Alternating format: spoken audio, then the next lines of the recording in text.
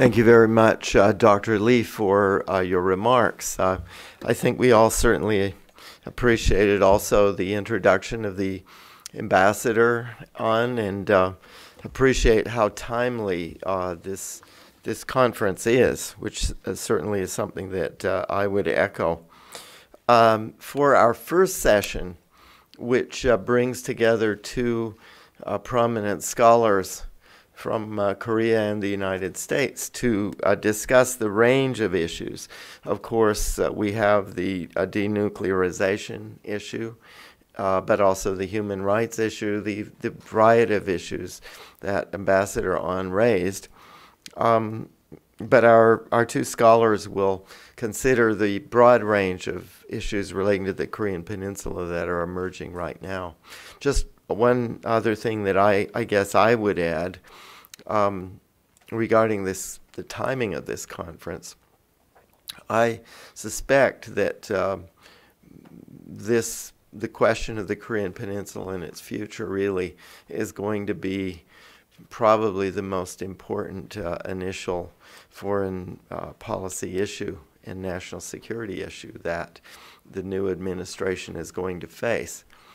Of course, Korea, from the days certainly of the Korean War and the deepening of the alliance during and after that, has been a front-ranked topic of national security importance here in the United States. But the details, the urgency of the issue, nuances such as that are certainly things that sometimes, being as far as we are across the Pacific, we don't fully see in their full context. For this session, though, we have two people from the two sides of the Pacific who really can speak better than anyone that I can really think of to the complex issues, both in their political military dimension and their broader human dimension on the Korean Peninsula today. As our first presenter, we have Dr. Michael O'Hanlon, who's currently a senior fellow in foreign policy at the Brookings Institution. I've known Michael personally from his years at Princeton University, where he also has taught, where he's a graduate and where he has also taught. His latest book is The Future of Land Warfare. He's also written Healing the Wounded Giant and Strategic Reassurance and Resolve, U.S.-China Relations in the 21st Century. So on Asian security issues, including particularly Korean Peninsula issues, as well as related issues on Japan and China. He really is one of the most prominent speakers and insightful speakers, I should say, that we could possibly have. As his counterpart, we also have a very distinguished participant, Professor Kim Suk-kyung of Ewha University. Professor Kim he does have important policy experience. He worked at the Center for Unification of Korea's Ministry of Unification. Since 2005, also has been a professor in the Department of North Korean Studies at Ewha University. And she works on a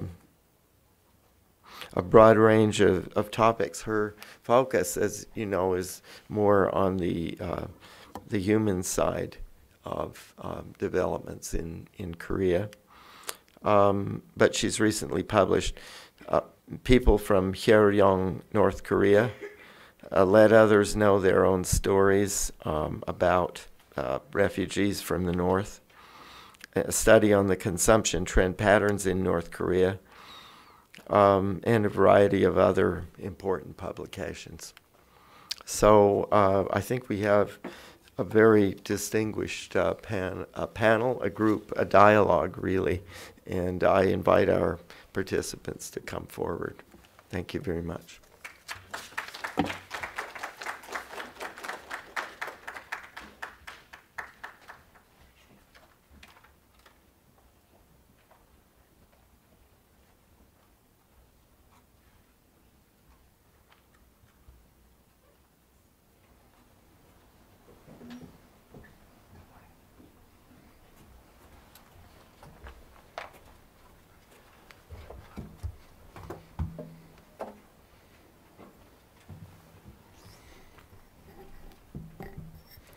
Well, greetings, everyone. Thank you, Professor Calder. Thank you, great friends from Korea, including those who have come far and those who live nearby. And it's a real privilege for me to be part of this forum this morning. I was asked to talk about North Korean nuclear weapons issues and strategies we might consider for how to address this growing problem that, as we all know, is getting more serious by the month, or certainly by the year, and that President Obama has just mentioned to President-elect Trump as perhaps the single most acute and underappreciated dilemma facing the international community in general, and certainly the Korean nation and the United States in particular. Before I do that, just a quick word about President-elect Trump. I think this is probably something we're wrestling with in many parts of the world. What does it mean to have a person such as Mr. Trump elected President of the United States? We all know many of the things that he said during his campaign, some of which very directly affected or at least suggested changes in possible U.S. relations in Northeast Asia, specifically with the Republic of Korea and Japan. I don't profess to understand fully Mr. Trump's worldview or to be able to predict what he will do.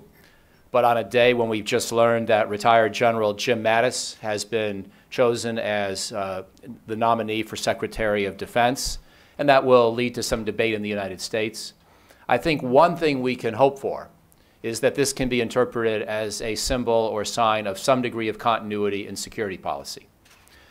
General Mattis, I know reasonably well.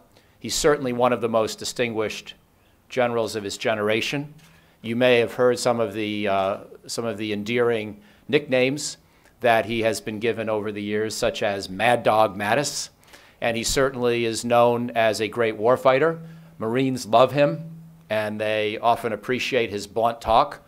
Donald Trump seems to think he's the closest thing we have to George Patton in contemporary American generalship. Some of that may be true, but I'm also here to say, in my own judgment, for those of you who may not know the general yet, that I think he is outstanding. I think he's sophisticated, judicious, extremely well-read. If he weren't going to become Secretary of Defense, we would have tried to recruit him at Brookings. In fact, we did when he stepped down from the job at Central Command. And he wound up going to Stanford and the Hoover Institute and doing some important thinking and work there. He's a lifelong bachelor, perhaps because he loves the life of the mind and of the books so much that he didn't have time for a wife. Maybe I'm being a little facetious, but not much. This is really his reputation, that he is perhaps among the most intellectual of generals that we have produced in the United States.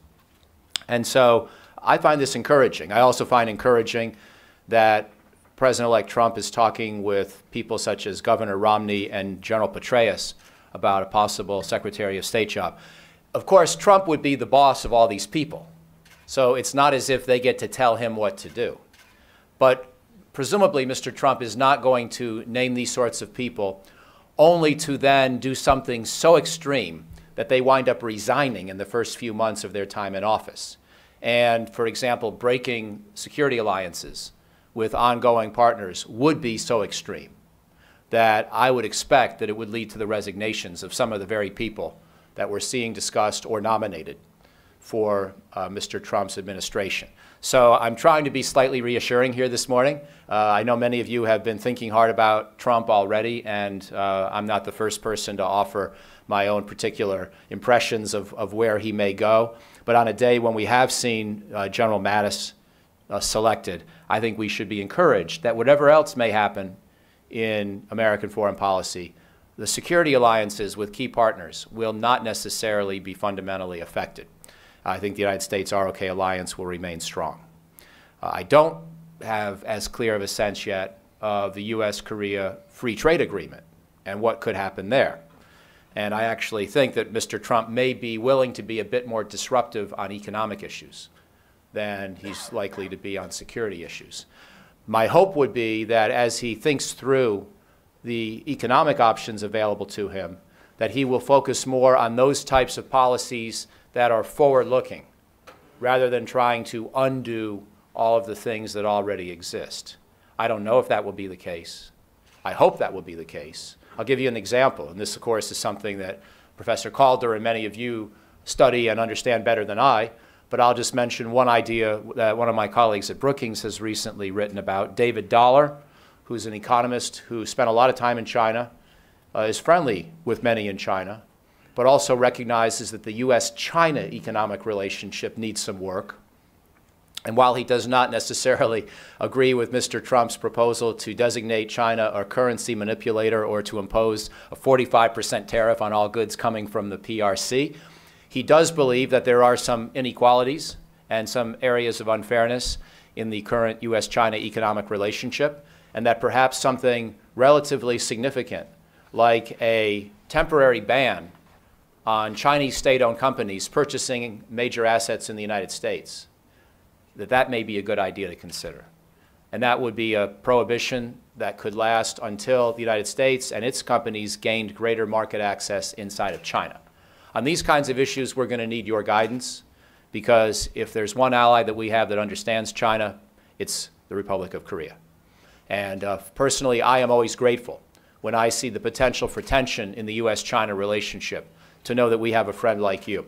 To know that we have a friend like you, and I speak here, of course, to Koreans collectively in the audience, but what I mean is a close ally, a very, very deeply rooted relationship, a lot of personal relationship, a lot of bonds of loyalty that have seen us through conflict together and that continue to protect the Republic of Korea and many American interests and assets and friends within the ROK and all of Northeast Asia, and deter North Korea from military aggression. I think that's a crucial relationship, but I also know that Korean friends want to stay on good terms with China, and I think that's a good thing. And therefore, if there's one country on earth I look to for guidance on how to deal with China, it's the Republic of Korea. So I hope that Mr. Trump and some of his top officials will feel the same way, and that this will be a relationship that's very important. But now, if I could, let me finally get to the specific topic that I was asked to emphasize. And I think I should probably spend about 10 more minutes, Professor Calder, on laying out a couple of options. I won't go into great detail. I know we want to have a lot of time for conversation after my distinguished colleague gives her opening remarks as well. But let me just say that I can see three major possible approaches to dealing with the nuclear issue with the Democratic People's Republic of Korea, such as it is called, not so democratic, in fact, and recognizing there are many other issues that we need to keep in mind, as has been previously noted, and that the North Korean nuclear issue is not at all the only one. And in fact, I will touch on a couple of other issues as I lay out these three options. But let me just do so briefly, and then finish up so we can get into hearing from my distinguished colleague and then from all of you. Option one, you might say, is Security Council Resolutions 2270 and 2321, as we've just heard discussed by the distinguished ambassador. And what we mean by that, of course, is that we hope that at some point Beijing will be willing to seriously implement major economic restrictions on dealing with the DPRK, because at some point even Beijing will recognize that it's gone too far, that North Korean misbehavior has gone too far, that 5 nuclear tests, 4 of them during the Obama presidency, 2 of them this year, is too much, that a North Korean nuclear arsenal that may be now 20 warheads and perhaps is being added to at the pace of 4, 5, 6, 8 per year is getting too big, and that Kim Jong-un even though fortunately we haven't seen another incident yet, and hopefully never, like the Chonan tragedy of 2010, that nonetheless this is a man who shows no signs of interest in reform, internally or externally so far. And that presuming that he himself plans on staying leader of North Korea for 50 more years or so, I'm not necessarily hoping for that myself, but assuming that this young man has such aspirations, one would have hoped that he would have followed something more like what you could call the Vietnam model or the China model for gradual liberalization, especially on the economic side at first, and a gradual improvement in human rights policy, even within the context of a one-party state. One might have hoped that that would be the initial aspiration of Kim Jong-un himself. After all, why would you want to spend half a century ruling over a failed state? Unfortunately, we see no such interest so far from the young North Korean leader, and what we see instead is all-out nuclear weapons ambitions in the context of a generally moribund and I think a failed six-party process. So option one would be to hope that China itself has recognized over time that it can't just wish this problem away. And in fairness to China, China has plenty of company. I think President Obama's basic strategy was to wish the problem away. It was one issue too many. He decided to essentially apply a version of benign neglect, that if North Korea didn't want to talk to us, he would keep the negotiations very low-key. We know that the late Ambassador Stephen Bosworth was the initial choice for the six-party talks. He's tragically passed away after a very distinguished life. You know, he wasn't really able to make any headway on the six-party process or any other kind of denuclearization initiative. And the net effect was that North Korea tested 4 bombs and probably built 10 or 15 on President Obama's watch. So there's no improvement when you ignore North Korea. They don't like to be ignored. And they've got a program that is proceeding ahead even in the context of our having some previous sanctions in place and then choosing not to reward them for this ongoing misbehavior. So option one is really based on the hope that somehow China's seen it long enough to change its mind, and that now Resolution 2321, the limitations on coal imports, and also the insistence that certain Chinese companies that have had dealings with North Korea clamp down, finally, that finally Beijing will decide to be serious about things it has not previously been all that serious about. That's option one. I'm not all that optimistic about option one. I would love to be proven wrong. Only the Chinese can really know how promising option one would be. It's largely their choice. The second most important country is your own in terms of economic dealings with North Korea and sort of what keeps North Korea afloat.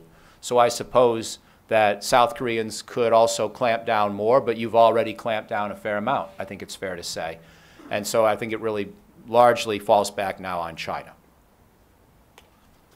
Therefore, option two, logically, is if you don't hold out hope for improved Chinese diligence, or if we learn over the next 1 or 2 years that option one has already failed. Let's say we try option one.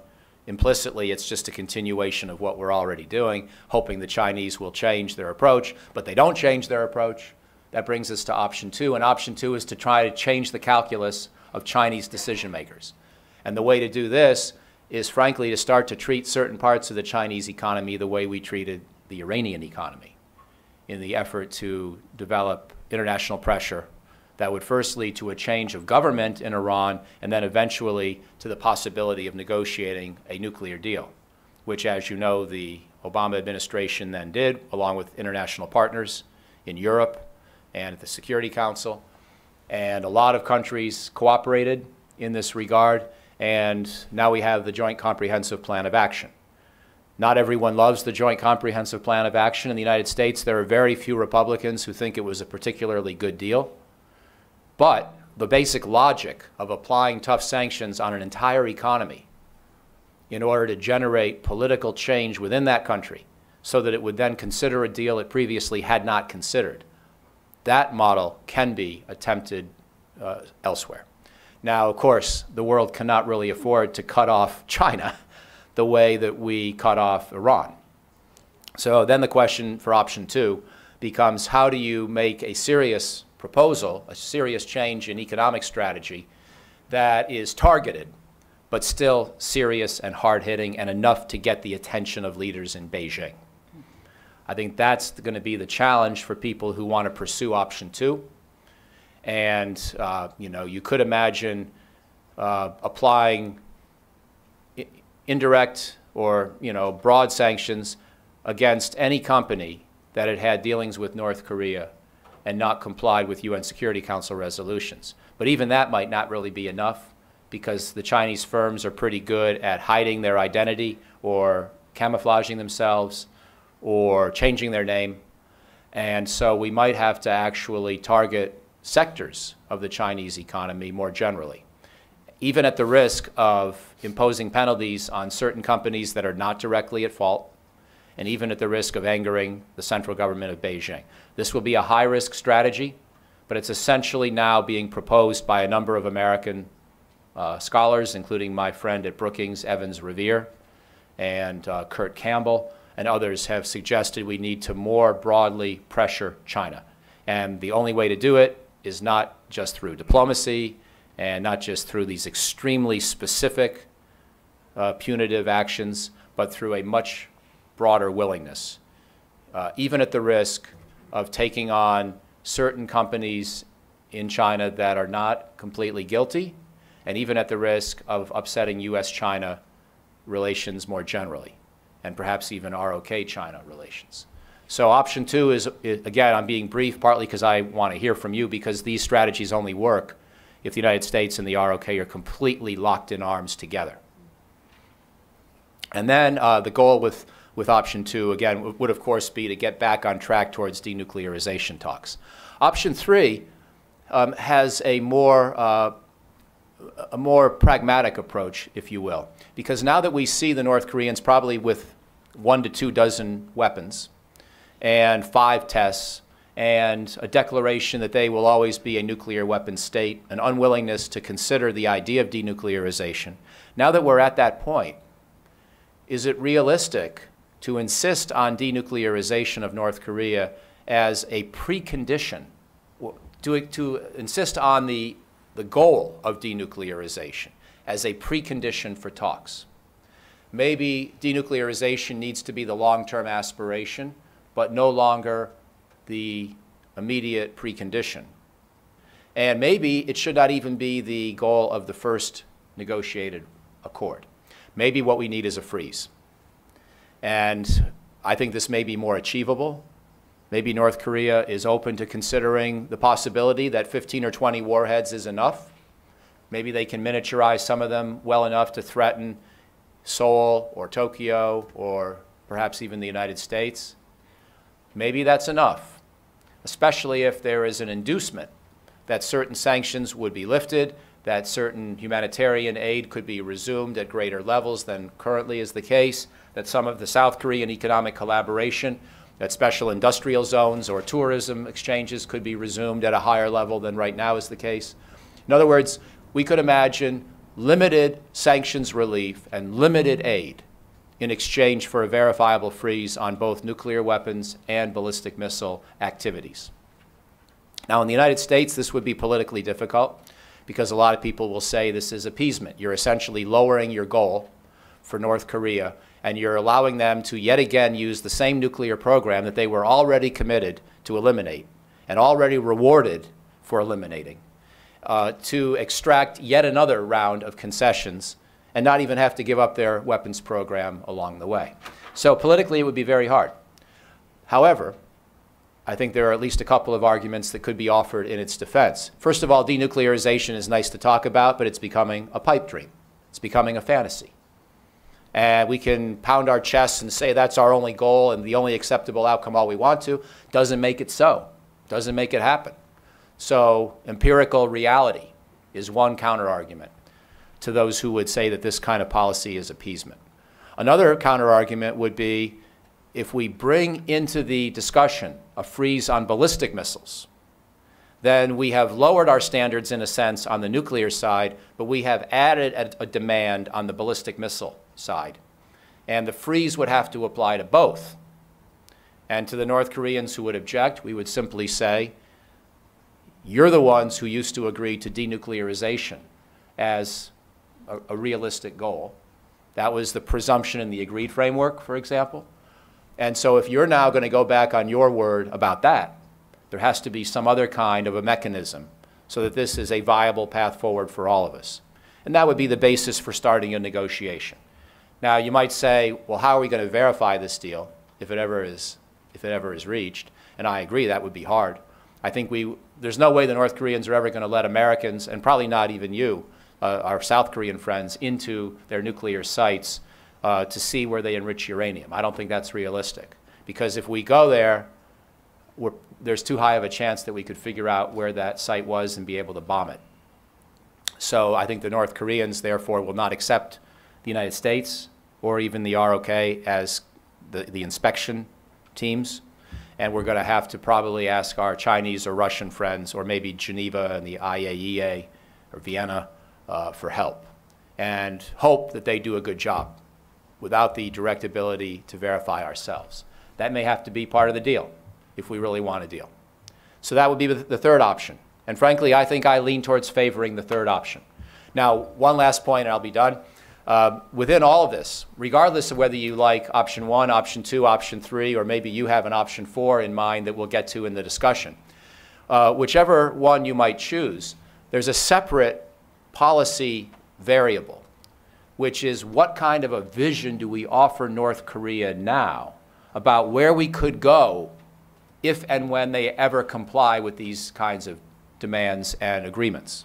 In other words, to lay out a positive vision for the relationship. This is something I tried to do in a book with Mike Mochizuki back in 2003. It's a goal that I know at various times South Korea or China have also favored. And of course, the Sunshine Policy had this kind of a concept in mind.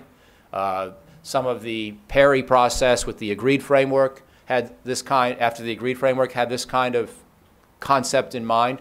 But we could actually be more explicit.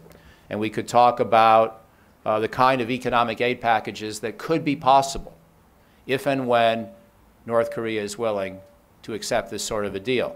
But I think that kind of a vision also requires some kind of progress on the human rights front within North Korea, and perhaps even some beginnings of economic reform. So this would not be something that's easily or immediately attainable, but I think there might be some value nonetheless in laying out a vision and essentially trying to coax the North Koreans into something that looks like the Vietnam or China models of reform, but with help from the outside, help from Japan, help from the United States, help from the Republic of Korea, help from China and Russia. In other words, let's think about how much of that vision we want to put on the table up front, because we don't want to have sanctions just punish the North Koreans so much as change their behavior, change their calculus, which means they have to not only know the disincentives for acting badly, but the possible benefits and rewards for acting well.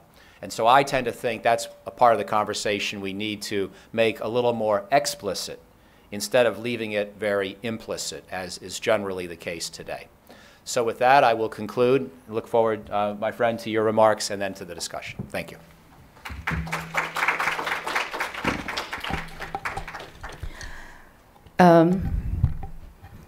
이화여자대학교 북한학과 교수 김석향입니다. 굳이 이렇게 설명을 하는 이유는 저는 평생 한 번도 리딩 스칼라라고 생각해 본 적이 없고 게다가 프로미넌트 스칼라라고 생각해 본 적도 없고 디스팅기시드 스칼라도 된 적이 없는데 오늘 아침에 갑자기 이 리딩 스칼라는 며칠 전에 알았어요. 그 순서지를 받고 무지 놀랐습니다. 내가 리딩 스칼라였나 하는 생각을 하면서 충격을 받고 있었는데 그 충격에 아침에 이우영 회장님이 김석향 교수가 리딩 스칼라라는 사실은 자긴 평생 처음 알았다 그래서 나도 알고 있는데 자기가 꼭 그렇게 해줄 건 없지 않나요? 근데 하여튼 뭐 그래서 이제 그래 나도 알고 있어 이러고 있는데 저를 누군지 몰라서 소개하시는데 힘들었을 것 같습니다. 죄송해요. 아침에 인사를 제대로 못 드렸는데 아무튼 저한테 프로미넌트 스칼라나 디스팅기시드 스칼라라 그래서 아무튼 제가 평생 받아야 할 모든 그 영광스러운 타이틀은 오늘로 끝인가 봅니다. 어쨌거나 그래도 이제 주최 측에서 나름 저한테 리딩 스칼라라고 하는데 정당성을 부여해드린다는 의미에서 왜 내가 리딩 스칼라인가 하고 생각을 해봤어요. 그게 아무도 이런 이야기를 하지 않아서 그런 게 아닐까 하는 생각을 하고 있습니다. 그게 무슨 얘기냐 하면 이제 저한테 주어진 내용이 북한 인권입니다. 그런데 한국어로 북한하고 인권을 그러니까 북한 앤드 인권 이렇게 해서 검색을 해보시거나 혹은 영어로 North Korea and Human Rights를 검색을 해보시거나 어떤 검색을 해보셔도 나오는 것은 거의 두 가지 정도인 것 같아요. 하나는 그러니까 이 North Korea하고 그 컨센트레이션 캠프 얘기가 나옵니다. 그러니까 그 정치범 수용소에 갇혀 있는 사람들의 인권 문제. 그러니까 그것과 관련한 보고서나 연구들이 꽤 많이 나오고요. 또 하나는 그러니까 북한 이탈 주민, 북한을 떠난 탈북하신 분들이 뭐 다른 나라에도 있습니다. 가장 많이 숫자가 있는 곳은 한국이거든요. 그러니까 이제 한국에서 1,000만 명이 넘었다고 하는데 이 사람들이 한국에서 살면서 차별을 받기 때문에 인권 침해를 받는다 하는 내용이 그러니까 한 흐름을 이루고 있습니다. 그런데 제가 북한 이탈 주민 저는 굉장히 그 마이크로 레벨의 연구를 좋아하는 사람이라 이 버릇은 학부 때부터 못 고치는 것 같아요. 그러니까 이화여대에서 사회학을 공부를 했는데 그 학부 시절에도 굉장히 그 팬시한 그 사회과학 그 이론들을 소개를 할 때마다 저걸로 설명이 안 되는 현상은 어떻게 하나 이게 늘 걱정인 사람이에요. 그러니까 저 틀에 안 맞는 사람들은 그럼 어떻게 하지? 이게 늘 걱정이었던 사람이라 저는 굉장히 스스로 사회학자라고 생각을 하고 있음에도 불구하고 그러니까 사회학적 시각으로 북한의 모든 현상을 보고 있다라고 스스로 생각을 하면서도 그 매크로 레벨의 사회학에 대해서 굉장히 팬시하지만 저게 모든 걸 설명하지 않는다 하는 생각을 늘 하고 있는 사람입니다. 그래서 그런 측면에서 북한 이탈 주민들을 대상으로 그 심층 면접, 그 인덱스 인터뷰를 하는 걸 굉장히 즐겨 했던 것 같아요. 그래서 그거를 지난 몇 년간에 걸쳐서 아주 꾸준히 오랫동안 해왔는데 처음에 이분들을 대상으로 인터뷰할 때 주제가 뭐였냐면 일상생활이었어요. 그냥 데일리 라이프. 태어나서 학교 갈 때 어땠고 처음에 그 소년단이라고 해서 일종의 그 독일의 유겐트처럼 붉은 넥타이 메고 다니는 그 소년단 입단식을 할 때는 어떤 기분이었느냐. 처음에 입당할 때 어떤 느낌이었느냐. 입당하려고 어떤 노력을 했었느냐. 뭐 먹고 사는데 그러니까는 북한 이탈 주민들하고 얘기를 하다 보니까 저는 식량만 걱정을 했는데 식량뿐만이 아니라 아주 기초적인 의약품이 없어서 그렇게 사람이 많이 죽는지 몰랐고 그리고 여자들 그러니까 주부들하고 얘기를 하다 보면 그 먹는 게 문제가 아니라 땔감이 문제다. 땔감이. 그러니까 그 파이어 로드라고 하는 그거를 구하는데 너무너무 힘들다. 그러니까 몇십 킬로를 걸어가서 2-3시간 걸어가서 이 파이어 로드를 그러니까 지구 내려올 만큼 지구 내려오다 보면 중간에 또 뺏기고 막 이런 일들이 굉장히 너무 비참하다는 거죠. 그러니까 그런 일상생활을 얘기를 계속 들었어요. 근데 그 과정에서 하나 발견한 것이 굉장히 일상적인 차별이 많구나. 북한 사회라는 곳이. 그러니까 정말 에브리데이 라이프에서 남자들이 여자를, 그러니까 이건 여자 스스로도 그렇게 얘기를 하는데, 여자는 남자의 반값이다. 그러니까 반값이 뭐냐면 해프 프라이스인 거예요. 그러니까 이제 이 얘기를 처음에 할 때 그 영국 친구랑 얘기를 하면서 내가 이게 휴먼 밸류를 이렇게 얘기를 한다 그랬더니 그 친구가 딱 너 그거 휴먼 밸류가 아니고 프라이스 택이라고. 그러니까 사람의 등에 이 슈퍼마켓에서 값을 붙여놓은 것처럼 너는 얼마짜리 붙이는데 여자는 남자의 반값이라고, 그런 의미라고. 그러니까 확 들어오더라고. 이게 무슨 뜻인지. 그러니까 그런 식의 인권, 그런 개념, 휴먼 라이츠라는 게, 근데 이제 그런 에브리데이 라이프에서 휴먼 라이츠라는 거를 누가 하나 하는 생각을 하면서 봤더니 진짜 아무도 안 해요. 그러니까 관심이 없어요. 그래서 근데 이제 이게 중요한 휴먼 라이츠, 그러니까 이게 굉장히 폴리티컬 센스에서 휴먼 라이츠 아니면 인터내셔널 폴리티컬 센스에서 휴먼 라이츠, 이런 게 굉장히 중요합니다. 저도 인정하고요. 그 중요성을 깎아내리고 싶은 생각 전혀 없습니다. 그리고 이 북한이라는 곳을 볼 때 이 컨센트레이션 캠프라는 게 가지는 그 끔찍함 같은 거는, 그러니까 인류 역사상 이게 꼭 기록으로 남아야 할 일이다라고 생각을 하고 있고, 북한 이탈 주민들이 살아가는 데 있어서 겪는 어려움이 내가 그런 의도를 가지고 하지 않았다고 하더라도 그 사람들이 아프다 그러면 충분히 아픈 것으로 받아들여야 하는 그 피해자 중심적 사고가 있어야 한다.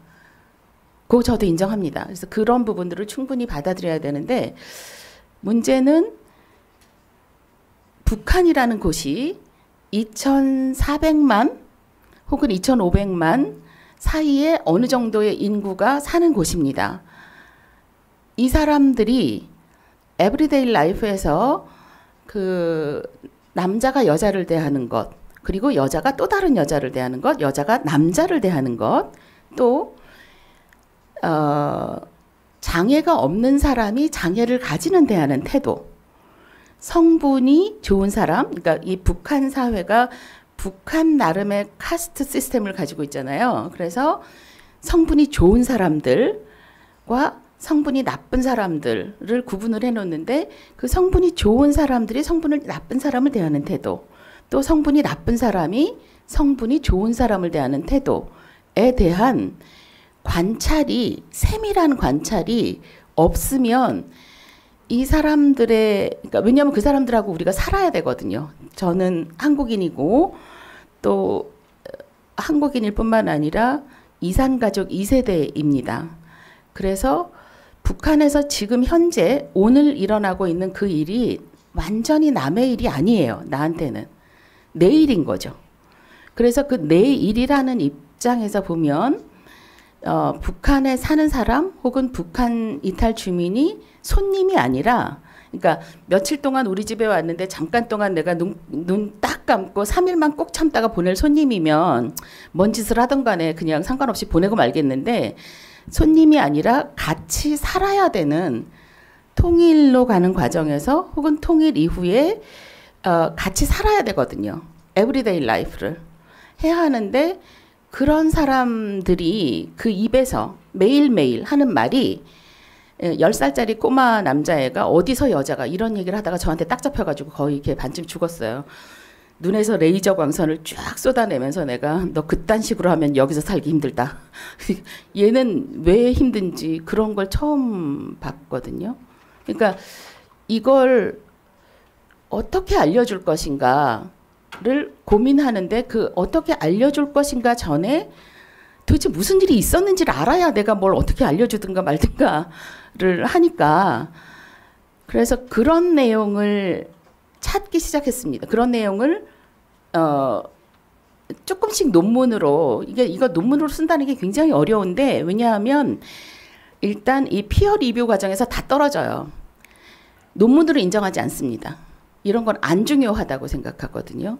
그러니까 그렇게 매일매일의 일상에서 일어나는 거를 뭐 이 북한학 쪽에서는 특히 그 예를 들어서 프레지던트 오바마 대통령의 정책이라던가 죄송합니다만 뭐 아니면 프레지던트 일렉트 트럼프의 정책이라던가 혹은 뭐 국무장관의 정책이라던가 혹은 레졸루션 2321 뭐 이런 거 얘기가 나와야 이게 중요성을 인정받지 저처럼 맨날 그 여자들이 땔감구 하는데 뭘 고생하고 뭐 몇 킬로를 걸어가고 이런 거 그런 거 게다가 또 읽기도 쉽다는 거예요. 제가 쓴 논문은.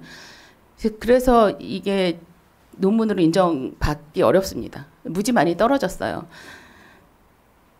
글도 못 썼기 때문에 그랬겠죠 아마. 어쨌거나 그래서 이게 디스팅기시나 프로미넌트가 굉장히 부담스럽긴 한데 아무튼 그런 이야기를 한 사람이 없었는데 그런 이야기를 꺼내서 시작하기 때문에 리딩 스칼라라고 억지로 네 어쨌거나 그 이 문제를 북한 인권인데 일상적 인권 얘기를 제가 집착을 하게 된 계기가 있습니다. 그 전부터 알았어요. 이런 문제를 이렇게 꺼내기 전부터 브링아웃 하기 전부터 저는 이 사람들의 태도가 문제가 있구나 하는 건 알고 있었습니다. 한 20년 전쯤에 17년 전, 18년 전 통일교육원 교수로 처음 갔을 때부터 북한 이탈 주민들을 만나서 이제 뭐 같이 밥 먹고 뭐 같이 그러니까 그 사람이 발표를 하는데 제가 사회를 보고 뭐 이런 경험들이 생기기 시작했어요. 그럴 때 이 사람들하고 얘기를 하다 보니까 굉장히 차별적이구나 이분들이. 이 자리에 힘 있는 사람과 힘 없는 사람을 딱 구분을 하고 여자와 남자를 구분을 하고 뭐 그런 걸 하는데 이제 가끔 실수가 생기죠. 그게 뭐냐 하면 여자가 더 높은 사람이거나 더 힘을 가질 수 있는 가능성은 아예 머릿속에 없습니다. 그렇기 때문에 이제 그 같이 앉아 있는 자리에 그 자리에서 가끔 여자가 더 힘이 그러니까 이 폴리티컬 파워가 있는 경우가 있잖아요. 그런 경우에 그 여자분이 뭐라고 질문을 하면 대답은 저쪽 옆에 있는 남자분한테 하는 경우가 이건 제가 직접 겪은 거라서 굉장히 많이 겪었거든요. 그래서 그런 걸 하는데 저는 그게 기분 나쁘겠다기보다 관찰을 했어요. 이 사람들의 태도가 왜 저렇게 나오나. 문제는 이분들의 그런 태도가 이분들이 한국 사회에서 살아가는데 굉장히 힘들게 만듭니다. 본인들은 잘 모르고 있지만. 그게 무슨 얘기냐 하면 보통 북한 이탈 주민들이 사회복지사의 도움을 많이 받습니다. 왜냐하면 여러 가지 도움이 필요하거든요. 그러니까 뭐 학교를 간다거나 혹은 뭐 그런 뭐 일상적인 생활비를 좀 도움을 받아야 된다거나 뭐 이럴 도움을 많이 받아야 되는데 그 사회복지사 앞에 가서 근데 보통 이 사회복지사들이 북한 이탈 주민만 상대하는 경우는 없어요.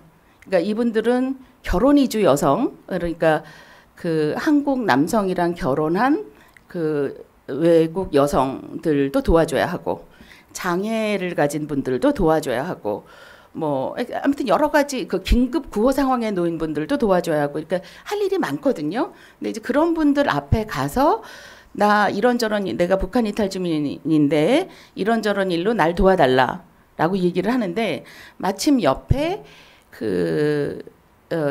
뭐 장애를 가진 분이 오셔서 자기는 이런 걸로 도와달라. 그럼 이제 거기서 가만히 못 있고 또 이분들이 성격이 이제 직선적이거든요. 그러니까 되게 의리는 있고 뭐 그 좋은 점이 많은데 또 가끔 이제 굉장히 직선적이죠. 그래서 그 얘기를 합니다. 못 참고 이런 말 써서 되게 죄송한데 그러니까 그분들이 그렇게 말씀을 하세요. 저런 병신들은 왜 도와주느냐. 이걸 듣는 사회복지사는 완전 기겁을 하는 거죠. 이게 어느 나라 얘기야, 이게 어느 때 일이야.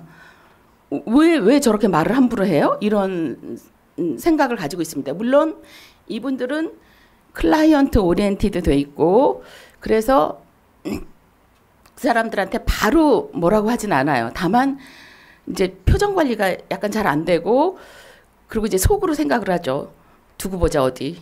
너는 얼마나 잘났길래 뭐 이런 생각을 하면서 그러면서 있다가 저 같은 사람을 만나면 하소연을 합니다. 나 정말 저 사람 도와주기 싫어요. 지도 도움받는 주제에 옷다 대고 저기다 대고 그러는 거예요. 뭐 이렇게 이제 저한테. 왜냐하면 다른 데 가서는 말을 못하니까 이분들이 저를 만났을 때는 완전 뚜껑이 열리는 상태로 막 쏟아내거든요. 근데 제 경험을 돌아보면 저도 그랬어요. 저도 그 98년, 99년 한참 북한이 고난의 시기일 때 그때 탈북한 여학생인데 그때 나이가 18, 19 굉장히 예쁜 여학생이었습니다.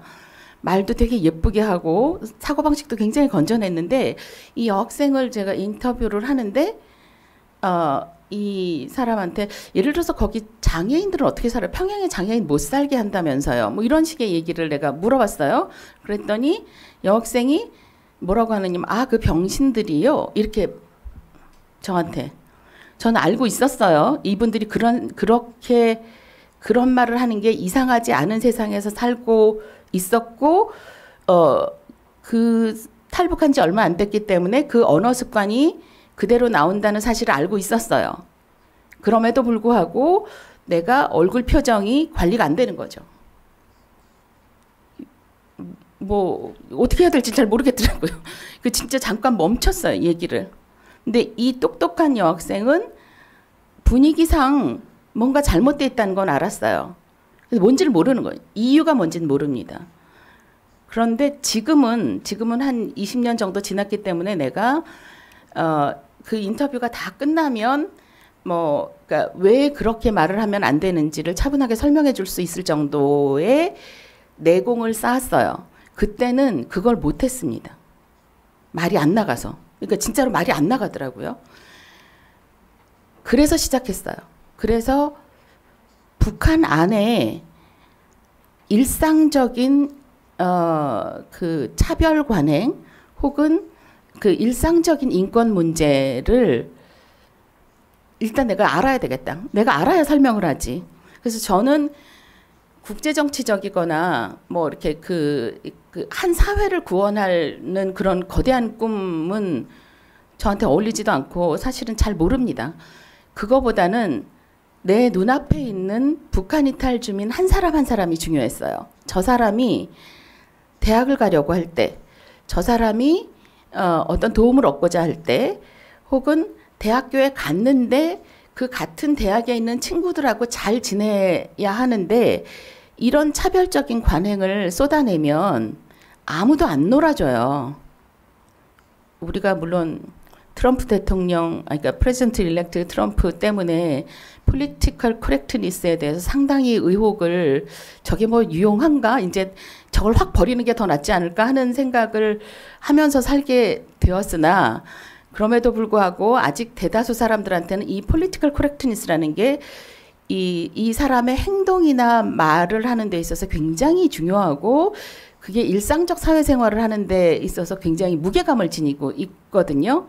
그래서 북한 이탈 주민들한테 이걸 어떻게 설명할 것인가가 저한테 가장 큰 관심입니다. 그래서 이 문제를 시작을 했는데 하다 보니 어려웠어요. 몹시. 그 어렵다는 게 무슨 뜻이냐 하면 일단 자료를 구하는 게 굉장히 어려웠고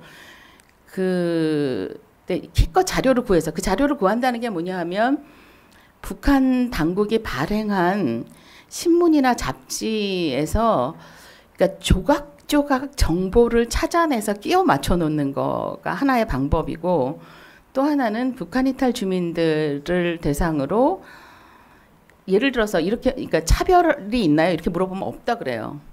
북한이 남녀가 평등한 사회니까 평등하다 이렇게 대답이 나옵니다. 그러니까 물어도 소용이 없어요. 그러니까 이 설문조사하면 그러니까 뭐 북한에 남녀 평등이 있다 그렇게 대답하는 사람 없어요. 그러니까 이야기를 시켜야 됩니다.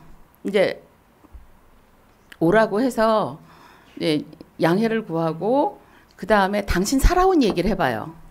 이렇게 시작을 해야 되거든요. 그러니까 그 끝없이 나오는 얘기 중에 골라내서 정보를 엮어가지고 이렇게 찾아야 되는데 그렇게 하는 과정이 물론 뭐 어렵죠. 근데 어쨌든 제가 드리고 싶은 말씀은 이 노스 코리안 휴먼 라이츠라는 측면에서 보면 이게 제가 그 정치학자나 국제정치학자가 하는 휴먼 라이츠 논쟁이 필요 없다는 얘기가 아닙니다. 굉장히 중요하다고 생각하고요. 그리고 정치범 수용소 얘기 저는 굉장히 중요한 역사적 기록으로 꼭 남아야 할 일이라고 생각을 합니다. 그런데 제가 관심이 있는 휴먼 라이츠 이슈는 그러니까 노스 코리아 앤 휴먼 라이츠를 붙여놓고 제가 관심이 있는 이슈는 이 사람들이 지금 이 포인트까지 1945년 북한이라는 체제가 실질적으로 존재하고 난 이후에 지금까지 이 일상생활에서 어떤 식으로 휴먼 라이츠를 실천하고 있는가가 저의 관심이고 이걸 알아야 한다고 생각하는 이유는 같이 살아야 될 사람들이기 때문에 알아야 한다고 생각합니다. 미국인은 잘 모르겠고요. 한국인은 저는 북한에 사는 사람들하고 같이 살아야 됩니다. 앞으로도 계속. 그리고 그 사람들이 가능한 한 제 소망은 짧은 시간 안에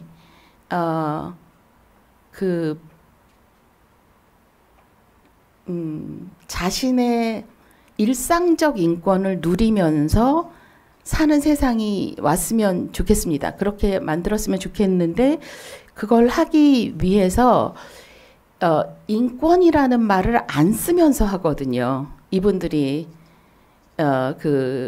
본인들의 인권 침해 사례를 얘기할 때 그 말을 교육받지 않는 한 안 씁니다. 이게 인권 침해 사례야. 이런 게 인권 개념이야 하고 얘기를 해주지 않는 한 이분들은 그렇게 표현하지 않아요. 그래서 이 문제를 어떻게 끄집어낼 것인가. 그리고 만약에 소망이 있다면 지금 이 자리에서 그리고 오후에 내내 하게 될 인권의 거대 담론하고 제가 관심을 가지고 있는 그 에브리데이 라이프의 먼데인한 아주 평범한 일상을 지배하는 인권 이야기를 어떻게 연결을 할 것인가. 저게 어떻게 동떨어진 얘기가 아니라 같이 가야 할 이야기로 묶어낼 것인가가 하는 게 저의 관심사인데 뭐 아직 잘 못하고 있습니다. 시간을 제가 이렇게 많이 쓰고 있는지 몰랐는데 아무튼 우리가 뭔가 질문과 대답을 받게 돼 있나요? 그런 거로 알고 있어서 일단 말씀드리고 싶은 건 이제 확 줄여서 얘기를 하면 인권 문제, 북한 인권 문제 얘기를 할 때 매크로 레벨의 얘기는 굉장히 중요합니다. 방향성을 설정하고 언제나 중요하기 때문에. 그런데 그 매크로 레벨의 인권 문제만 이야기를 하다 보면 그 일상적 인권 담론은 의도했던 건 아닌데 묻혀버리는 결과가 나오게 되고 그런 현상이 지금 벌어지고 있는 거로 보입니다. 그런 면에서 제가 관심을 가지고 있었던 거는 북한 당국이 북한 당국의 차원에서 공식적으로 인권 담론을 주장한 것들이 있습니다. 그러니까 아주 짧게 얘기를 하면 북한 당국의 인권 담론은 지구상에서 인권을 가장 잘 실천하는 나라는 북한이고요. 두 번째가 중국입니다. 물론 그 차이는 엄청나요. 인권은 북한은 가장 모범적인 국가고 중국은 뭐 그래도 쓸만한 나라다 정도로 평가를 하고 있고 뭐 별로 잘 언급도 안 합니다. 일단 북한의 인권이 가장 훌륭하고 중국은 어쩌다 한번 나오지만 쓸만한 나라. 그러니까 지구상에서 가장 인권 상황이 열악한 나라는 당연히 타도해야 될 대상 미국입니다. 그래서 뭐 미국의 인권은 뭐 그 입에 담기 어려울 정도로 굉장히 나빠요. 뭐 아무튼 이렇게 나쁘고 저렇게 나쁘고 뭐 이렇게 나오고 있습니다. 그보다 좀 요만큼 덜 나쁜. 그러니까 뭐 월스트가 미국이고요.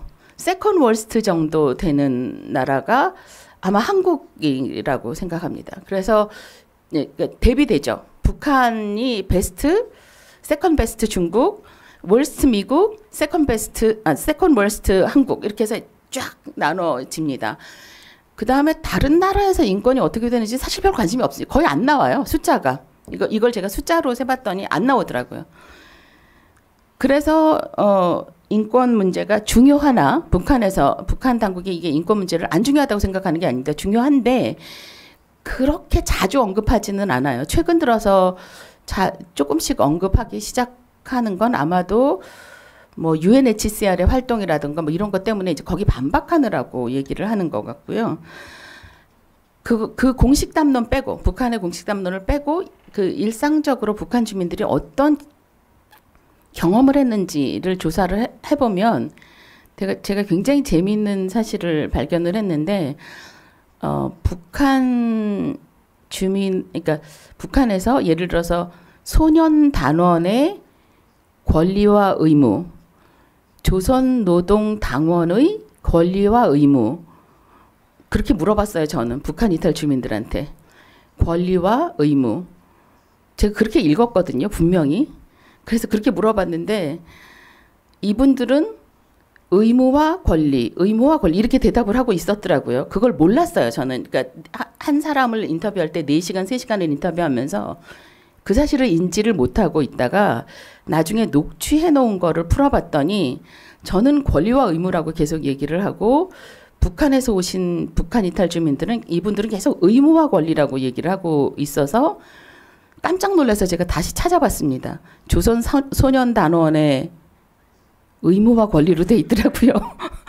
그래서 의무가 먼저였구나 하는 사실을 알았습니다. 어쨌거나 그 조선 소년 그런 의무와 권리를 가지고 얘기를 해봤는데 그거는 완전히 공식 담론에서 이렇게 따로 떨어져 있고요. 일상적인 담론, 그러니까 의무와 권리, 인권 뭐 이런 거를 빼고 그냥 그러니까 내가 집에서는 뭘 하고 그러니까 학교 나가서 뭘 하고 이랬던 얘기들 중에서 골라서 인권 문제를 논의할 만한 얘기들을 이렇게 조합을 해봤더니 어디서부터 시작을 해야 될지 모르겠더라고요. 그러니까 이 사람들하고 인권 얘기를 하는 거를 어디서부터 어떻게 가르쳐야 하는지, 이 사람들의 이야기를 듣는 것도 사전에 공부를 해야지만 알아들을 수 있겠구나 하는 생각을 하면서 그러니까 국제사회에서 이 사람들한테 북한 당국자 혹은 그러니까 여기 외국에 나와 있는 북한 관료들을 향해서 인권 침해하지 말라고 아무리 얘기를 해도 이분들이 전혀 가책을 받지 못하는 이유를 알았어요. 왜냐하면 자기네 기준에 의하면 인권 침해를 한 사례가 없거든요. 그래서 뭐가 인권인지부터 알려줘야 하는구나 하는 생각을 했는데 제가 다른 거는 그러니까 예를 들어서 여성에 대해서 여성의 권리를 그러니까 여성을 인간으로 인정하지 않기 때문에 그게 가능한 얘기들이니까 그거는 그렇다고 치고 제가 개인적으로 가장 가슴 아프게 생각하는 거는 저는 이거를 POW return이로 번역을 했는데 이게 맞는 건지는 모르겠습니다. 보통 POW라고 하면 전쟁 때 포로가 된 사람들을 이야기를 하죠. 그런데 그 POW return이라고 하는 개념은 저는 어떻게 썼느냐 하면 북한이 그러니까 남북한이 전쟁을 할 때 50년부터 53년 사이에 전쟁을 했어요. 끝난 건 아니고 이렇게 펜딩 상태입니다. 그런데 그 53년도에 포로 교환을 합니다. 포로 교환을 해서 그 원래 북한 쪽에서 인민군으로 전쟁에 참전을 했다가 포로가 됐어요.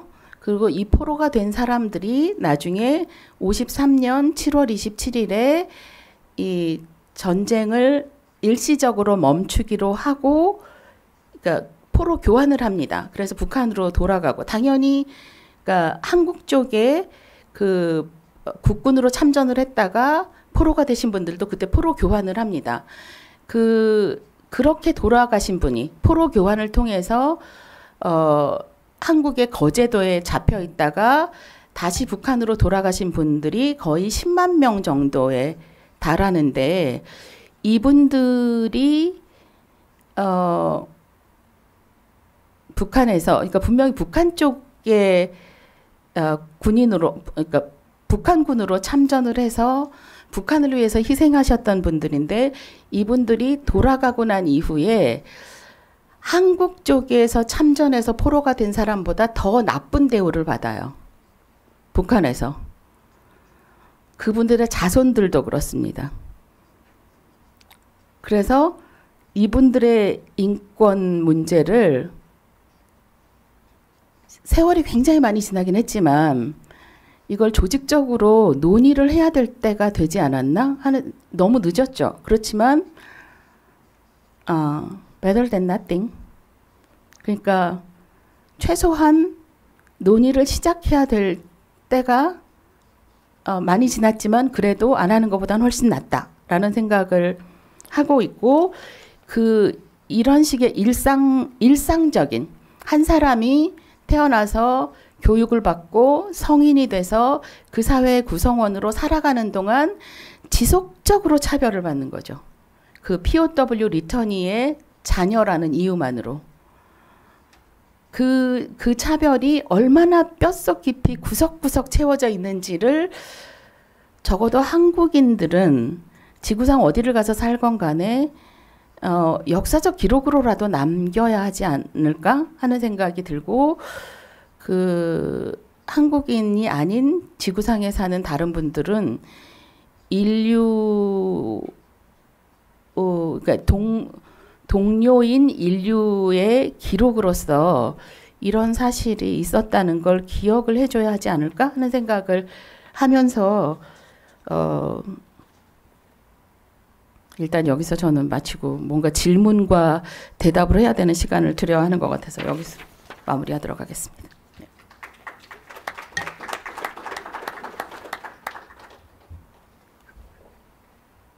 뭐 어떻게 해야 되는 거인지. So I guess we should just open it up, Kent? Right. Yes. And is there a microphone that we should be asking folks to use or not? Okay. Okay, great. I guess that's helpful for the recording, right? Because we probably can hear each other even without, but I guess that helps with the recording. And for translation, good point. 맞아요. Anybody want to kick things off? Yes, please, sir, if you don't mind using the, oh, he has a portable microphone, so it's up here, please. Lieutenant General Chun with SAIS and Brookings. Thank you, Dr. Kim. I've always been wondering why I've never seen handicapped people in North Korean footage, but I guess your comments enlighten the situation that I've always suspected in North Korea. I just want to make a comment that I share in both of your views, especially on the human rights thing. Because for 40 years I've been in the military, and my primary job was to protect peace as well as the people of my country. Having said that, last year I saw this movie called Under the Sun. And in this movie you see a 9-year-old girl named Jinmi, and she's a devout communist, a North Korean. Now, the fact of the matter is, in order to save the people, whether it's 100 or 200,000 in those concentration camps, potentially we're going to have to kill Jinmi and her family. So that's a problem that I think we all need to think about. So I just want to say that. Thank you. Yes, sir. Please. I'm Young-Hoon Song from Gangwon National University. I have a question to Dr. Ohanon. In your concluding remark, you mentioned that we need to come up with a shadow of a future for North Korea to stop developing nuclear weapons and to be on the negotiation table. But the DPRK has argued that the peace treaty should be signed to formally end the state of war. And so I wonder, my question is, to what extent do you think the coming U.S. administration take it seriously to negotiate a peace treaty with the DPRK as our shadow future? Thank you for the question. And my overall impression, some of you may know this history in greater detail than I, although I've certainly tried to understand it myself. The United States and the Republic of Korea have both been reluctant to negotiate a peace treaty as the first concession, if you will. Of course, in one sense, it's not really a concession, because we all want peace, and we have a ceasefire. But formalizing that is seen as in some way recognizing the authority of the North Korean government, and also there has been a fear that it would provide the North Korean government with the argument that the United States need no longer keep forces in the ROK because there is no longer any war to worry about. Personally, that second consideration doesn't really worry me as much as it worries Washington and Seoul, because we have a lot of countries that we're formally at peace with that we still prepare militarily just in case they do something we don't like. So we certainly have a peace treaty or a state of diplomatic relations with Russia. We certainly have a state of diplomatic relations with China. Not so much with Iran, but in other words, you don't have to necessarily assume good intentions or peaceful intentions just because you have signed a peace treaty. And if it led to any kind of reduction in North Korean belligerence, or if it could be coupled with any kind of movement towards North Korean better behavior, then I think there's nothing wrong with it. The problem, of course, is that, again, we have felt like we should try to include other things because North Korea's behavior is so bad in so many areas, including obviously human rights, that to simply sign this peace treaty in the absence of any other change would seem to say everything's all right and that North Korea is legitimate. And so, in other words, I'm giving you an on the one hand, on the other hand argument. There's nothing particularly dangerous or prejudicial about a peace treaty per se. But it does then confer more legitimacy on the North Korean government without them taking any other action that would, prove that they deserve that recognition of legitimacy. And right now, I would say because of their behavior, especially towards their own people, they are not a legitimate government by any reasonable, decent standard. So I guess ultimately I would say, yes, we can stay flexible about a peace treaty, but I probably would not do it in the absence of some other progress on some other set of issues. Please. Absolutely. 기회를 놓쳐서 제가 인터셉트했어요.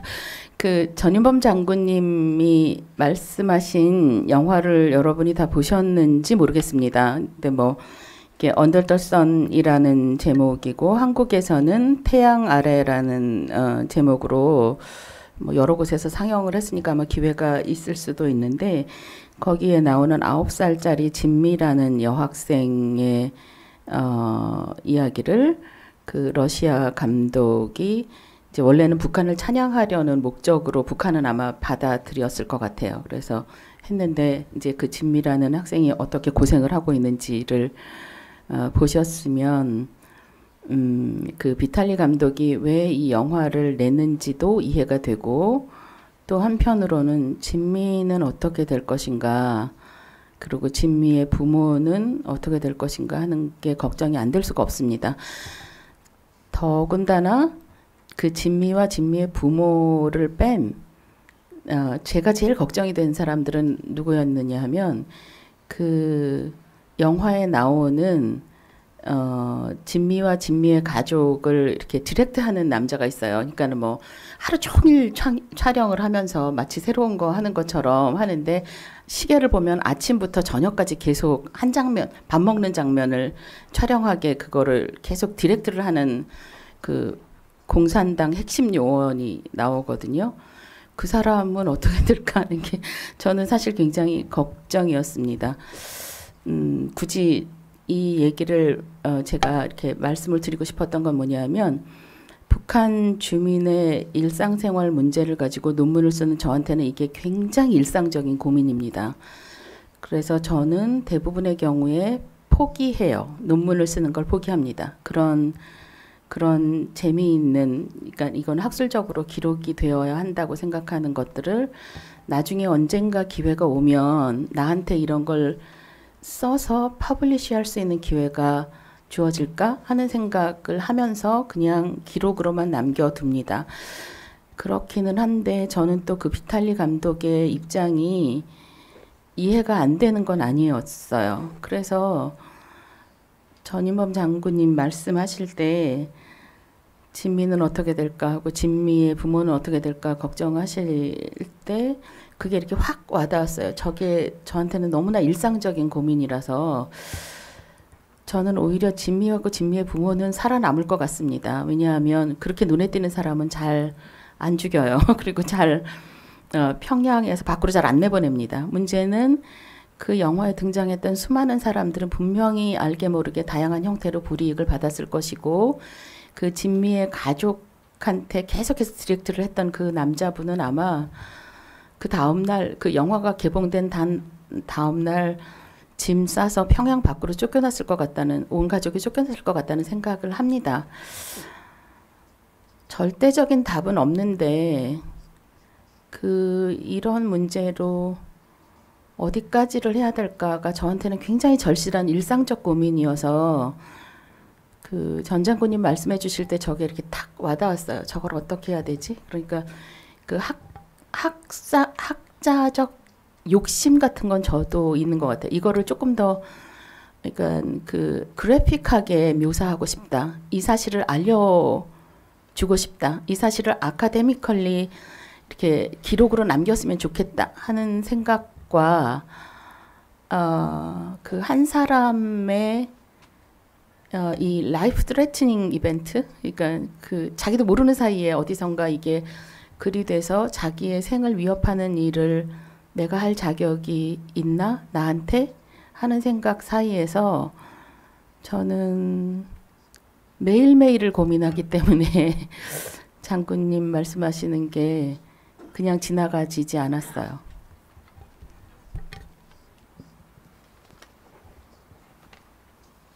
Oh, I'm sorry. Okay, so we got three people, so we'll make sure we get to all three of you. I'm Chang Nok-so. I'm from Korea University. Since I have a question to Dr. Kim Seok-hyang, now speak in Korean. 말씀 잘 들었고요. 저는 원래부터 김석향 교수님이 리딩 스컬러라고 생각을 하고 있었는데 그런 말씀하셔서 또 만약 아니라면 오늘 말씀을 들어보니까 리딩 스컬러가 되어야 한다 그렇게 생각을 했습니다. 그 말씀하신 것 중에 그러니까 에브리데이 라이프 뭐 그 휴먼 라이츠라는 표현을 하셨는데 그게 뭐 유엔에서 얘기하는 국제 차원에서의 그 어떤 인권 제도나 인권 문제와 별개라가 아니라고 생각합니다. 사실은 그런 것이 다 에브리데이 라이프의 인권 향상을 위해서 존재하는 것인데 단지 북한 인권 문제에 있어서는 너무 이제 국제적인 차원에서의 얘기 특히 이제 자유권에 대한 북한 정권이 인권 탄압하는 부분, 인권에 너무 초점이 맞춰져 보니까 참 정치화돼 버린 그런 상황이 있죠. 우리 다 알고 있지만.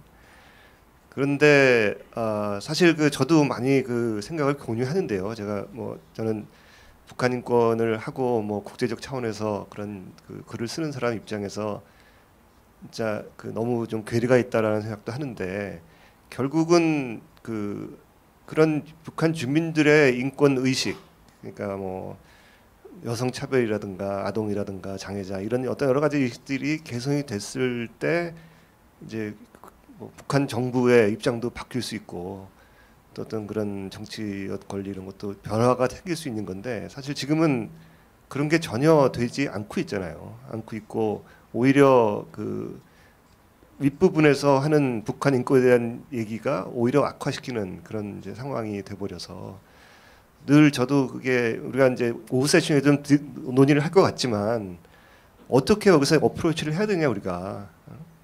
북한이 그 인권의 증진이라는 게 한 묶음으로 봤을 때 정치성을 좀 최대한 배제하고 포괄적인 어프로치를 해야 된다라고 생각을 하는데, 지금 김성 선생님 생각할 때 우리가 물론 이게 한 가지의 답은 없지만 어떻게 가는 것이 바람직하다고 생각하시는지 좀 듣고 싶습니다.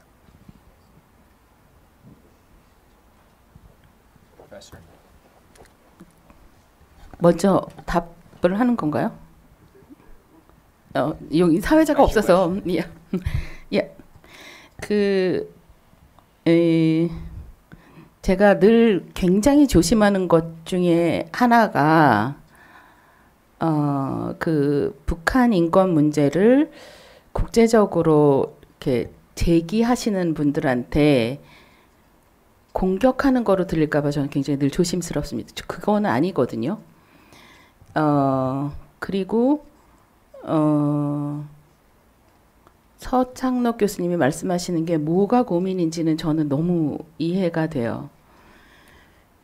그런데 그러니까 이게 인권 문제를 정치적으로 제기하지 않는 한 해결될 가능성이 거의 없어 보이기 때문에 그 부분에 굉장히 중요성을 두고 그런 이야기를 해야 된다고 저도 생각합니다. 그래서 정치학자들이나 국제정치학자들이 하는 활동에 대해서 응원하는 마음이 큽니다. 문제는 그게 북한 주민들한테는 전혀 와닿질 않아요. 북한 이탈 주민들한테도 전혀 와닿지 않습니다. 왜냐하면 제가 그걸 물어봤거든요. 인터뷰하는 과정에서, 그러니까 이런 일상적인 문제를 가지고 인터뷰를 최근에 한 2010년부터 제가 한 130건 정도를 쭉 꾸준히 인터뷰를 했는데, 그 과정에서 북한이 인권 문제에 관해서 어떻게 생각하는지를 아무튼 여러 가지 방법으로 물었는데, 결론을 얘기를 하면 북한 주민들은 그러니까 북한 이탈 주민들은 북한 당국이 인권에 관한 한 잘하고 있다고 생각을 하는 경우가 대부분입니다. 근데 그렇게 말하는, 그러니까 그분들이 주장하는 그 논리의 근거에는 뭐가 있느냐 하면, 교육을 그렇게 받은 거죠. 어릴 때부터. 인권 문제란 선거할 권리하고 선거 받을 권리, 그리고 신소할 권리. 이 신소가 뭐냐 하면, 내가 억울한 일을 당했을 때 그러니까 공산당, 조선노동당에 가서 나 이렇게 억울한 일을 당했다 하고 신고하는 거예요. 근데 가장 최고의 신고는 평양에 있는 김정일한테 직접 직보가 들어가는 그 창구에 가서 신고를 하면 들어갈 수 있겠죠. 근데 사람들이 모릅니다. 거기가 어딘지도 알려주지도 않고, 또 그러니까 어떻게 알아서 거기를 찾아갔다고 하더라도 어떤 규격의 봉투에 어떤 용지를 써서 어떻게 해가지고 해야 되는지가 다 규격이 있어요. 그걸 일반 사람들이 알 수가 없습니다. 그 담당자가 아니나. 근데 안 알려줘요. 따라서 신소를 김정일한테 직접 한다는 건, 김정일이나 김정은한테 직접 한다는 건 불가능한 상황인 거죠, 거의. 그럼에도 불구하고 어쨌든 그 사람들은 얘기를 하는 게 선거할 권리, 선거 받을 권리. 그러니까 말하자면 이게 선거권과 피선거권인데 거기에 신소할 권리. 이게 인권이니까 다 지키는 거예요. 자기네가 배운 대로 하면 그게 다 권리가 보장이 돼 있어요. 그래서 우리가 지금 여기서 말하는 것처럼 북한 주민들의 인권 문제를 얘기를 하고 국제사회에서 얘기를 해도 우리는 다 지키는데 왜 저러지? 하는 생각을 하는 경우가 많이 있습니다. 같은 용어를 쓰기는 하나 그 용어가 가지고 있는 그 의미 구조가 다른 거죠. 그래서 이 선생님이 하시는 활동은 저는 정말 열심히 응원하는데 문제는 그것만으로 그게 필요 조건이기는 하나 그것만으로 충분하지는 않다 하는 생각이 제가 일상적인 과정, 그러니까 에브리데이 라이프를 주제로 인터뷰를 해보면 정말 절실하게 느껴요. 근데 그러니까 이 부분 이 에브리데이 라이프에서 권리의 개념이나 내가 억울하다 하는 개념, 이 사람들이 쓰는 용어, 그러니까 이게 인권 이런 거 말고 나 억울하다, 어떻게 그럴 수 있어, 이런 식의 표현이 나오는 사례들을 모아서 이게 권리의 개념이구나 하는 작업을 누군가 해주지 않으면 참 이게 이렇게 인터내셔널리 그러니까 이렇게 주의를 환기하는 그런 이슈 만들기는 불가능하겠다. 같은 얘기를 하고 있거든요. 그 같은 자리에 앉아서 같은 얘기를 시컬 했는데 이분들은 우리는 권리 보장에는 문제가 없다. 우리는 인권은 충분히 그러니까 보장이 된다. 여성 문제에 관한 한 정말 기가 막혔어요. 그러니까 그 여성 문제는 없고 문제 여성만 있다. 이게 그분들의 그러니까 발언이었거든요. 문제를 일으키는 여성은 있지만 우리는 1946년에 여성 문제를 다 해결한 그런 남녀평등권 법령이 만들어졌기 때문에 북한 사회에 그러니까 문제 여성은 많은데 여성 문제는 없다고. 근데 굉장히 진지한 표정, 이게 웃기려고 하는 얘기가 아니라 진짜 진지하게 그렇게 믿고 계시는 거죠. 그러면 그분들이 알아듣는 말로 이 문제가 뭐가 문제인지를 알려주지 않는 한 계속 여성 문제는 없는 게 되겠더라고요. 그래서 저는 동시에 이게 진행이 돼야 하는데, 그러니까 이렇게 그 일상적인 언어로 이분들이 말하는 내용을 모아서 인권 문제로 제기하는 그런 학술적 움직임은 사실상 거의 없었다는 생각을 하고 있어서 네, 그런 말씀을 드린 건. So let's take the last two questions and then we'll answer them together perhaps. Thank you. I'm Sung Hee-na. I'm with a nonprofit organization called Korean American Sharing Movement. I'll speak in Korean about the human rights, my comments, and then I have a question for you. 교수님 말씀 너무 잘 들었고요. 말씀 들으면서 제 생각이 두 가지가 들었어요. 하나는 저도 탈북 학생들하고 이야기 많이 해보면서 우리 살던 경험, 뭐 학교에서 뭐 했던 거 이야기 해보면 천천히 얘기해요. 네? 더 빨리. 아니야, too fast. 예? too fast. 네. 얘기해보면 제가 자랄 때 다니까 거의 그러니까 40년, 50년 전에 겪었던 거를 우리 탈북 학생들이 불과 10여 년 전에 겪어왔더라고요. 맞아요. 그렇다면은 이 사회적인 이 현상으로 볼 때 북한은 우리나라 50년대 말 60년대의 기간에 있다고 생각합니다. 그래서 인권이라는 개념 자체가 우리 대한민국의 국민들도 60년대에 과연 3천 몇백만 명 중에서 인권이라는 것에 대한 인식을 가지고 있었던 사람들이 몇 명이나 될까? 물론 우리 대한민국에서는 북한 같은 그런 체제를 사용하지 않았기 때문에 훨씬 나았기는 했겠지만은 이 문제 자체를 이 사회 그걸 뭐라 그러나요?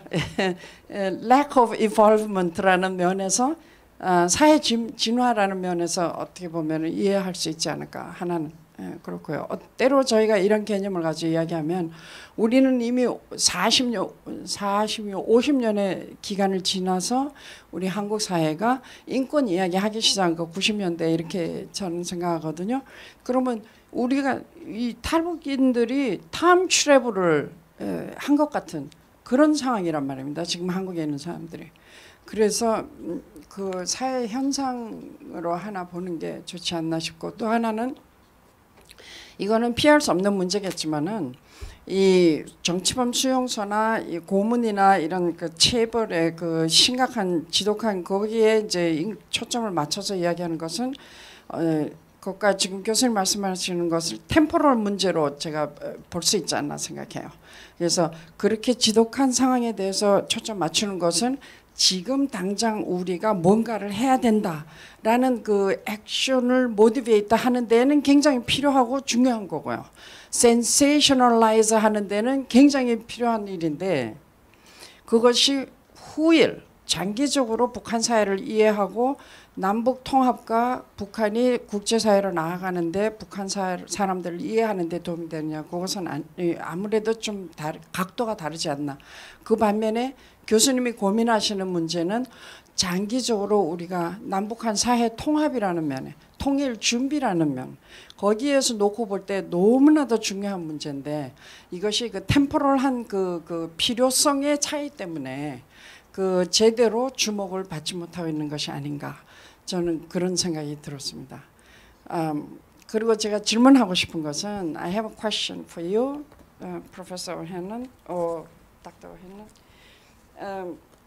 You know, a lot of people say that China is the answer. China is the answer. China and North Korea has this lips and the teeth relationship and all that. But I've heard several people saying that that is not the case. You know, notably, I'm sure you know that Dr. James Person at the Woodrow Wilson Center keeps repeating, you know, the results of his research. They say, actually, North Korea is such a big headache for the Chinese. North Korea, you know, in a way, hates to be told what to do. Right. And then Chinese keep looking at the North Korea and say, we are giving all this stuff, and these boys don't really listen to us. And so it's kind of headache. And so then, I mean, at the end of the day, what China would do has to be understood in the context of the bigger, longer-term China-U.S. relationship, right? And then I've also heard from various people that China will never allow North and South Korea unite as long as the U.S. armed forces are stationed in South Korea. If that is the case, I'm sure you have heard of it, if that is the case, would it be possible, just for the thought-provoking, to include an offer, you know, whatever the package that, you know, whoever the next administration will offer, a drastic reduction in the U.S. armed forces based in South Korea as a component of the discussions or negotiations. Thank you. And let's take the last individual here, last gentleman, and then we'll briefly respond and finish by 12. Hi. Kenji Sawai, Global Peace Foundation. I have a question about information into North Korea. So recently, UK General Counsel defected, and because he knows very well outside world, then how about the information into the North Korean, not just people, of course people, but like around top people, how we can send information to such a middle class officers, we can send to them. I hope they can make change from inside from North Korea. That's possible or not? And another one is Kim 교수님께 sorry, so English, yeah. 참마당 세대, 그러니까 black market. So recently children grew up in 참마당, the black market. So they are situation is very changing now. So then, how do you think their aspect to so human rights? So and also because less respect to dictatorship, and also recently many information into North Korea. So I believe many people watching a movie from outside. How such children or young people thinking really changing or try to change the society? And also one more is such a North Korean defectors outside, how they can send information to North Korea.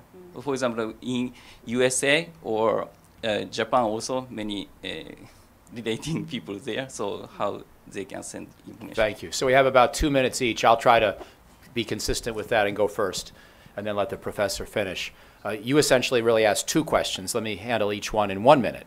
The first question was, as you say, the sort of lips and teeth model of China and North Korea, that some people have alleged, and you were skeptical yourself. I'm also skeptical.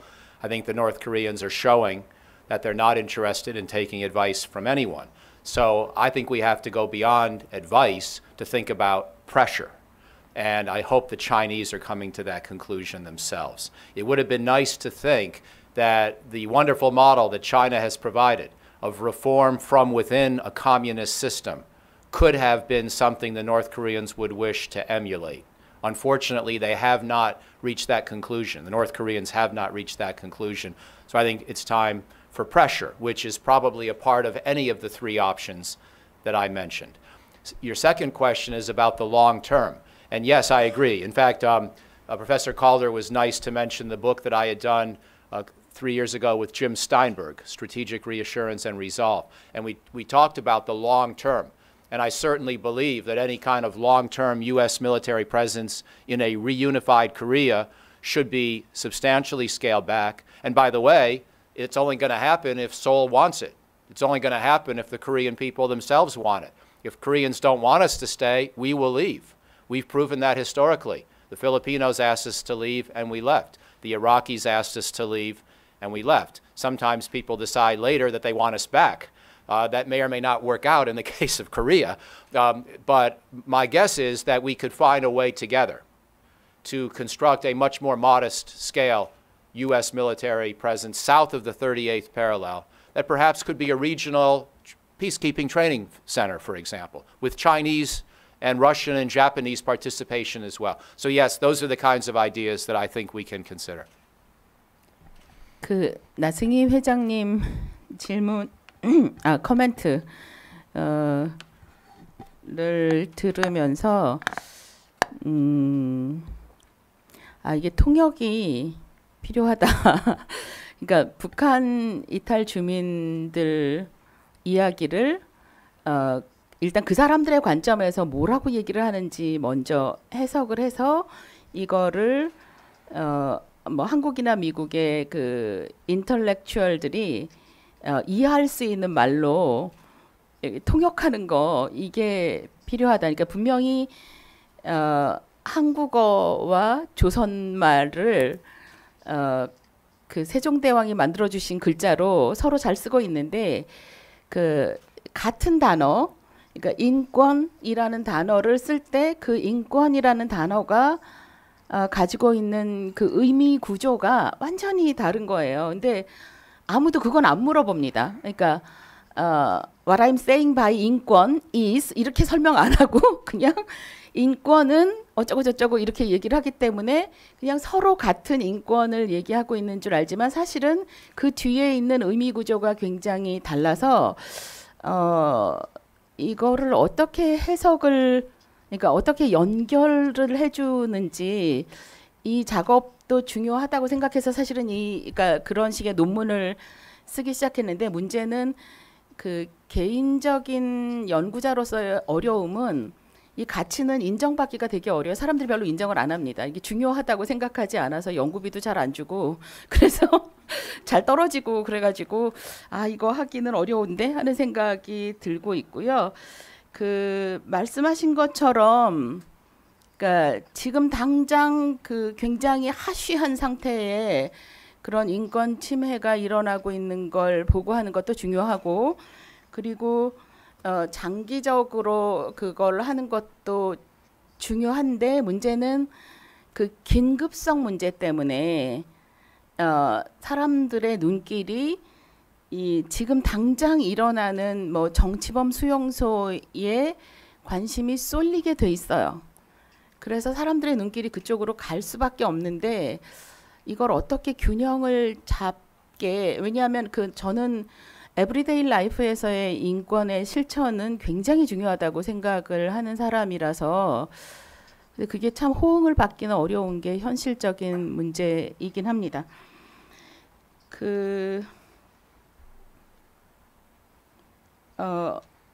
I think NK defectors, people in NK,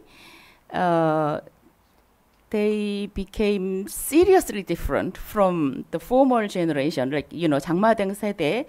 What they are thinking and what they are doing in everyday life is really, really different. And at some point, it's kind of difficult for North Korean government to control, those 장마당 세대. But the problem, I think, so far up to this point, their 장마당 세대's their behavior or their thought is, I think, revolutionary up to the point that their daily life is directly involved. So far.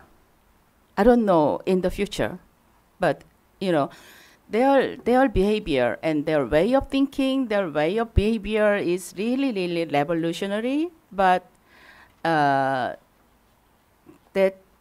there's kind of limitation.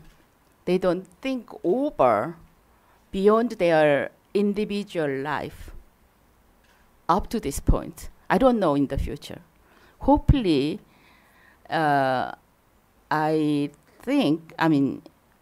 hopefully, I want to find a way for them, for 장마당 세대 in North Korea, to transform their own society in a way.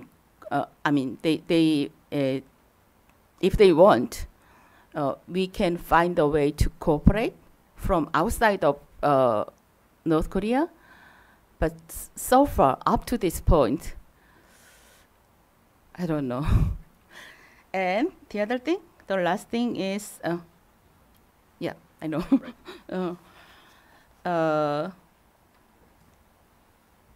It's the people, NK defectors in South Korea and any other area, they send money to their family, direct family, with various ways. And while they want to confirm if their family members have the money from them safely, they have a talk, like 1 minute talk, or no longer than 3 minute talk.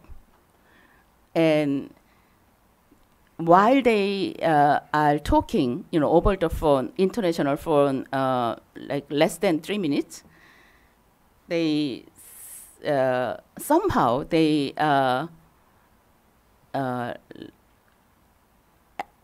ask what they want to know for outside world, and then their family, they somehow let them know what is going on outside of the NK. So I think it's kind of a small point, small hole for them to have a communication with outside world.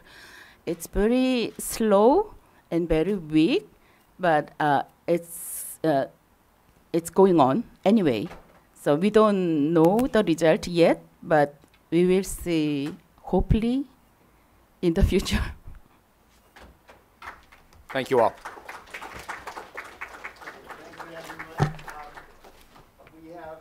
This afternoon, I think